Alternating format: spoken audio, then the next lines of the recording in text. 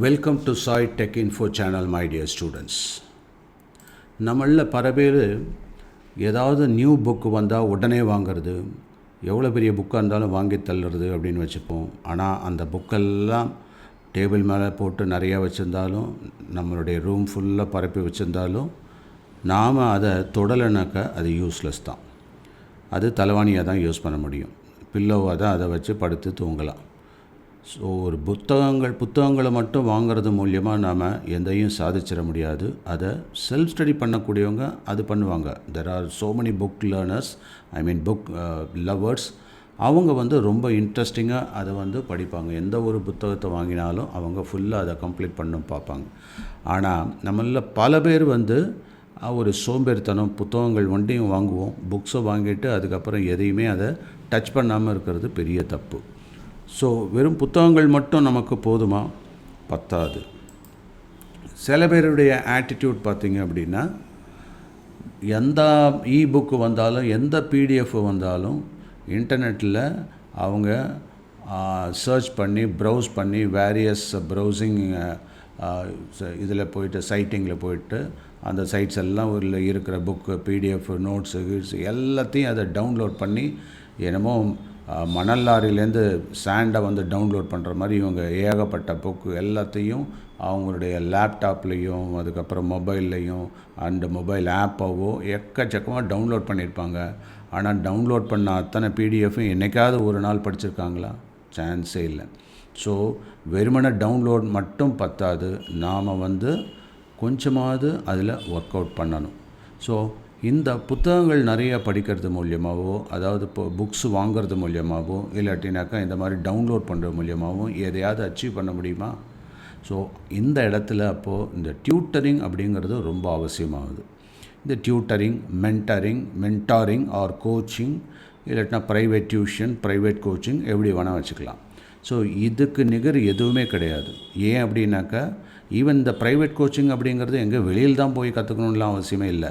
எத்தனையோ படித்த பேரண்ட்ஸ் இருக்காங்க, அவங்களே உட்காந்து சொல்லித்தரலாம். ஆனால் அவங்களுக்கு அவங்களுடைய பிஸி ஷெடியூலில் அவங்களால பண்ண முடியறதில்ல. அப்படிங்கிறதுனால யாராவது ஒரு சப்ஜெக்ட் மேட்டர் எக்ஸ்பர்ட்டோ, ஒரு டீச்சரோ, இல்லாட்டினா ஒரு லெக்சரோ, இல்லாட்டினாக்கா யாராவது லோக்கலாக இருக்க ஃப்ரெண்ட்ஸ்லேயோ எக்ஸ்பீரியன்ஸ்டு பர்சன்ஸ்கிட்ட அவங்கள்ட்ட போய் அவங்க கற்றுக்கிறதுன்றது ஒரு வழக்கமாகிடுச்சு. அது ஒரு டீசெண்டான ஒரு ஸ்டடி சர்க்கிளாக இருந்தது.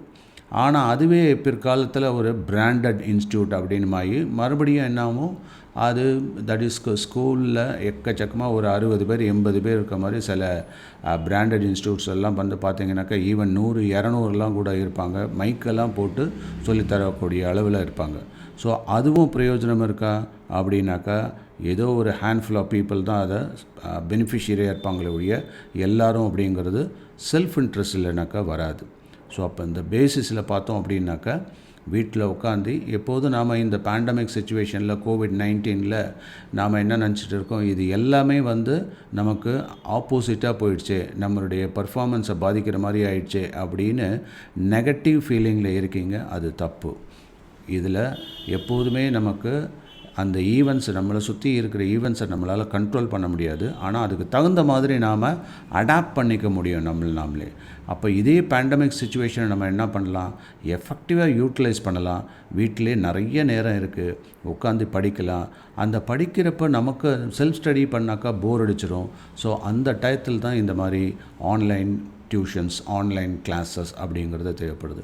இந்த ஆன்லைன் கிளாஸஸும் எப்படி இருக்கணும் அப்படின்னாக்கா, நமக்கு தெரிஞ்ச நபர் மூலியமாக, இல்லாட்டினா நமக்கு ஃப்ரெண்ட்லியாக இருக்கக்கூடிய, இல்லாட்டினா நம்ம ஓரளவு கான்ஃபிடென்ஸ் இருக்கக்கூடிய அந்த மென்டார் மூலியமாக நேரடியாக இந்த மாதிரி 1 to 1 இல்லாட்டினா 1 to a few அப்படி தான் இருக்கணும். அதாவது 1 to 12, அதிகபட்சம் 12-13 ஸ்டூடெண்ட்ஸ் இருக்கலாம் ஒருத்தர்கிட்ட.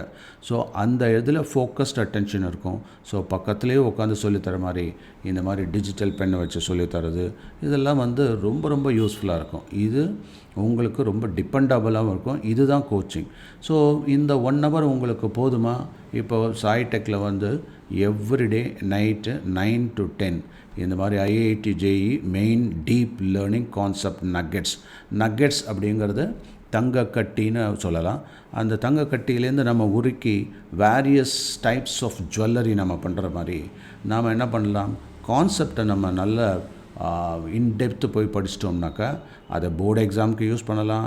அதுக்கப்புறம் தட் இஸ் எந்த என்ட்ரன்ஸ் எக்ஸாமினேஷன் இருந்தாலும் சரி, தட் இஸ் ஐஐடி மெயினாக இருந்தாலும் சரி, அட்வான்ஸ்டாக இருந்தாலும் சரி, நீட்டாக இருந்தாலும் சரி, ஈவன் ஜாப் ஆஸ்பைரன்ஸ் கூட அவங்களுடைய தட் இஸ் யூபிஎஸ்சியாக இருந்தாலும் சரி, டிஎன்பிஎஸ்சியாக இருந்தாலும் சரி, that is civil services examinations எல்லாம் இதை எஃபெக்டிவாக யூட்டிலைஸ் பண்ணிக்க முடியும். ஸோ நாம் இப்போ ஹோட்டலில் போனால் ஒரு டைப் ஆஃப் மாவு தான், கோதுமை மாவு, அதுக்கப்புறம் அரிசி மாவு, இல்லாட்டினா ரவா, இதை பேஸ் பண்ணி வித்தியாசமான உணவு வகைகள்லாம் நமக்கு பண்ணி கொடுக்குற மாதிரி, டிஃபன்ஸ் எல்லாம் பண்ணி கொடுக்குற மாதிரி பேசிக் பார்த்திங்கனாக்கா இந்த கான்செப்ட் நகெட்ஸ் தான். அதில் maths, physics, chemistry and biology for NEET, இந்த மாதிரி நீங்கள் ஃபோக்கஸ்டாக படிச்சிங்க அப்படின்னாக்கா சக்ஸஸ்ஃபுல்லாக வர முடியும். சரி, இந்த 1 ஹவரில் நாம் படிக்கிறது மூலியமாக எல்லாம் அச்சீவ் பண்ணிட முடியுமா? சான்ஸே கிடையாது. அப்போது இந்த 1 ஹவர்ன்றது எதுக்கெல்லாம் யூஸ் ஆகுது? First of all you should try to understand கோச்சிங்னா என்ன.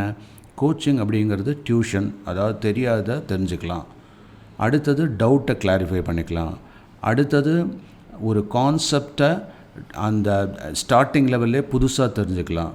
சில டயத்தில் ஸ்கூலில் ஆப்சண்ட் அடிச்சிருப்போம், அந்த கான்செப்டை எடுத்திருப்பாங்க, அது நமக்கு புரியாது, அடுத்தடுத்த கான்செப்ட் போகிறப்ப புரியாது, அந்த ஃபஸ்ட்டு கான்செப்ட் ஆப்சண்ட்ன்றதுனால. ஸோ அந்த மாதிரி டயத்தில் நம்ம அந்த சாப்டரே க்ரே ஏரியாவாக இருக்கும்.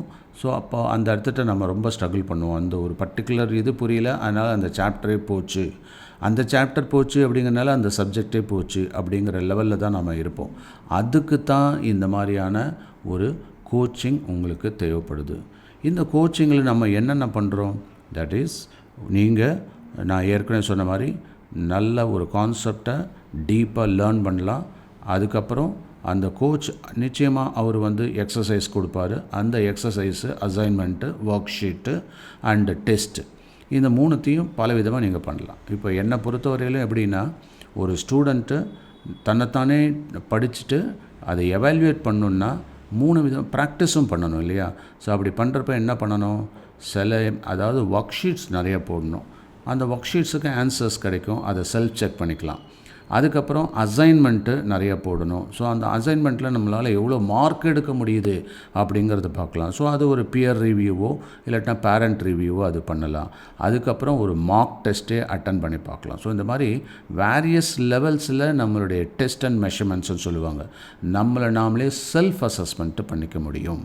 புரியுதா? ஸோ அதுக்கு ஒரு சிறிய ஆர்கனைசேஷனில் நீங்கள் இன்ட்ராக்ட் பண்ணிங்க அப்படின்னாக்கா அது மிகப்பெரிய அட்வான்டேஜஸ் உங்களுக்கு காத்திருக்கு.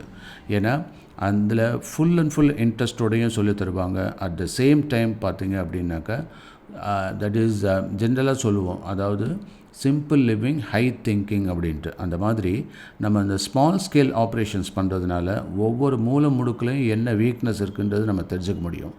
இதுவே ஒரு பிக்கஸ்ட் ஆர்கனைசேஷனில் நம்ம போய் ஜாயின் பண்ணிக்கிட்டு அதில் 1000ல் ஒருத்தராக இருக்கிறத விட 10ல் ஒருத்தரோ 20ல் ஒருத்தரோ அதில் ஃபோக்கஸ்டு அட்டென்ஷன் கொடுத்துட்டு இருக்கிறது சாலச் சிறந்தது. ஸோ அதனால தான் இங்கே IIT main deep learning concept nuggets அப்படின்றத சொல்லியிருக்கோம். இது மட்டும் பத்தாது, இதை தவிர நான் ஏற்கனவே சொன்ன மாதிரி ஒர்க் ஷீட்ஸ் நிறைய போட்டு பார்க்கணும். ஸோ அதெல்லாம் நம்மளுடைய வெப்சைட்டில் ரிலீஸ் ஆகுது. அதே மாதிரி மார்க் டெஸ்ட் அட்டன் பண்ணணும். ஸோ நாமளும் மார்க் டெஸ்ட் க்ரியேட் பண்ணி தரோம். அதை தவிர தட் இஸ் கவர்மெண்ட் சைட்லேயும் பார்த்தீங்கன்னாக்கா மார்க் டெஸ்ட்டு நிறைய, இப்போ ஐஐடி வெப்சைட்டில் போயிட்டீங்கன்னா அதுலேயும் நிறைய மார்க் டெஸ்ட்லாம் இருக்குது. ஸோ அதை தவிர புக்ஸு, ஸோ இப்போ வேணால் வரலாம், அதாவது நாமளே செக் பண்ணிக்கிறதுக்கு வேணால் நிறைய புக்ஸு வாங்கி அதில் டெஸ்ட் பண்ணி பார்க்கலாம் நம்ம எந்த அளவில் இருக்கோம் அப்படின்னு சொல்லிட்டு. ஸோ ஒரு டீச்சரோட கடமை, ஒரு டியூட்டரோட கடமை என்னென்னாக்கா அவங்க போர் அடிக்காமல் அதாவது மோட்டிவேஷன்றது ரொம்ப முக்கியம். ஸோ மோட்டிவேட் பண்ணிக்கிட்டே கிளாஸ் எடுக்கிறதுக்காக தான் இந்த மாதிரியான கிளாஸஸ்லாம் உங்களுக்கு யூஸ்ஃபுல்லாக இருக்குது. ஸோ அதனால் என்றைக்குமே இந்த மாதிரியான கிளாஸஸ் சாய்டெக்னு மட்டும் இல்லை, எந்த ஒரு எக்ஸ்பர்ட் எடுத்தாலும் நியர்பை ஏரியாவில் எடுத்தாக்கா அங்கே இப்போ பக்கத்தில் போக முடியாதுன்றதுனால த்ரூ ஆன்லைனில் இந்த மாதிரி டிஜிட்டலாக சொல்லித்தரோம். ஸோ இது ஒரு லிமிட்டட் வெர்ஷனாக எல்லாருக்கும் போயிட்டுருக்கு. இது எஃபெக்டிவாக உங்களுக்கு யூஸ் ஆகும்னு நினைக்கிறேன். ஸோ தேங்க்யூ ஃபார் வாட்சிங் this video. May god bless you. You will have definitely grand success in your future endeavor. Thank you.